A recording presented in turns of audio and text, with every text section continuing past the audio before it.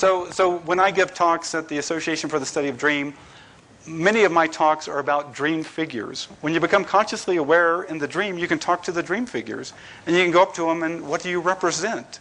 And oftentimes, they'll tell you what they represent. Or a voice from above will boom out what they represent. Oftentimes in a lucid dream, you become consciously aware, and you go up to the dream figures and you go, do you know that I'm dreaming you? And oftentimes the dream figure will respond, how do you know I'm not dreaming you? And so you'll read these accounts of lucid dreamers. They'll go to the dream figure, well, look, I can fly. And then the dream figure will go, well, look, I can fly too. And it does the same thing. And each thing that the lucid dreamer does, the dream figure does. And when you wake up from those kind of dreams, you go, wait a second. You know, what am I dealing with here? And so as you got deeper into lucid dreaming, you started to realize that all dream figures are not created equal. Some of them, as Seth said, were just thought forms. I call them mental mayflies. They're just there for a moment, and they're just there to kind of fill out an idea in that dream.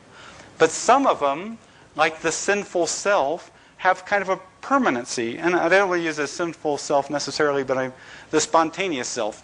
So something like the spontaneous self, whatever self you focus on starts to develop a certain permanency and will appear again and again in the dreams. But one thing that really blew my mind, and I wasn't ready for this, I had a lucid dream that I was driving along in New Mexico at night on a curvy mountain road. And all of a sudden I realized, what the hell am I doing in New Mexico at night on a curvy mountain road? This must be a dream. And so I let go of the steering wheel. So the car goes off the road, I fly out into a stream, and I'm laying in a stream bed at night in a lucid dream thinking, oh, this is great. And I think, you know, I should go fly up to the stars. But then I thought, why bother? Why bother with all that effort? And so I yelled out to the stars, hey, stars, pull me up. And then the most bizarre thing happened. A hand reached down and grabbed me. And all of a sudden, I'm going up to the stars by virtue of being pulled by this hand. And finally, a body materialized with this hand. It was this nice young woman.